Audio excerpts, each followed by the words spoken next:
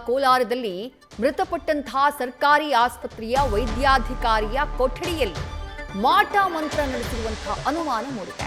ಯಾಕಂದ್ರೆ ಆ ಕುರುಹುಗಳು ಪತ್ತೆಯಾಗಿವೆ. ಡಾಕ್ಟರ್ ವಸಂತ್ ಅವರ ಕೊಠಡಿ, ಅಲ್ಲಿರುವಂತಹ ಬೀರುವಿನಲ್ಲಿ ಮಾಟ ಮಂತ್ರದ ವಸ್ತುಗಳು ಕಾಣಿಸಿವೆ.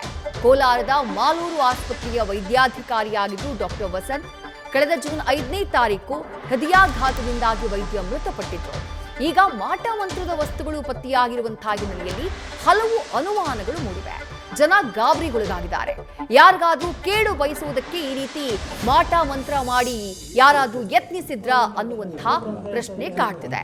ಡಾಕ್ಟರ್ ವಸಂತ್ ಕುಮಾರ್ ಅವರ ಫೋಟೋ ಗಮನಿಸ್ತಾ ಇದ್ದೀರಿ.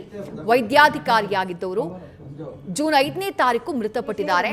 ಅವರ ಕಚೇರಿ ಏನಿದೆ ಅಲ್ಲಿನ ಕೊಠಡಿಯಲ್ಲಿನ ಬೀರುವನ್ನ ಓಪನ್ ಮಾಡಿದಂತಹ ಸಂದರ್ಭದಲ್ಲಿ ನೋಡ್ತಾ ಇದ್ದೀರಲ್ಲ ದೃಶ್ಯಗಳಲ್ಲಿ, ಆ ಮಾಟ ಮಂತ್ರಕ್ಕೆ ಬಳಸುವಂತಹ ಗೊಂಬೆ ಹಾಗೆ ಇತರೆ ವಸ್ತುಗಳು ಅಲ್ಲಿ ಪತ್ತೆಯಾಗಿದೆ.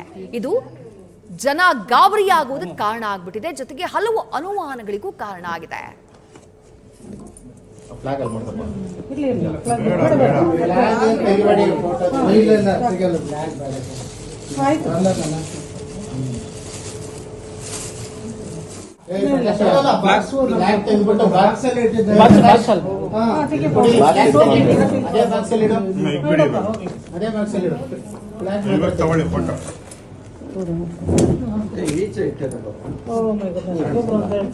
ಒಂದು ಕವರ್ ಅಲ್ಲ ಈಚೆ ಇಟ್ಟೆ ತಗೊಂಡೆ ನಟರಾಜನ್ ಕವರ್ ಒಂದು ಇಲ್ಲ ಕ್ಲಿಯರ್ ಆಗಿ ಬಂದಿದೆ.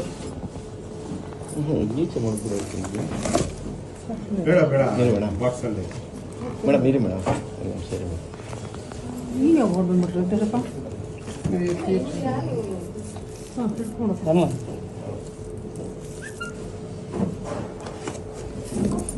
ಫ್ಲಾಗ್ ಅಲ್ಲಿ ಮಾಡ್ದಪ್ಪ.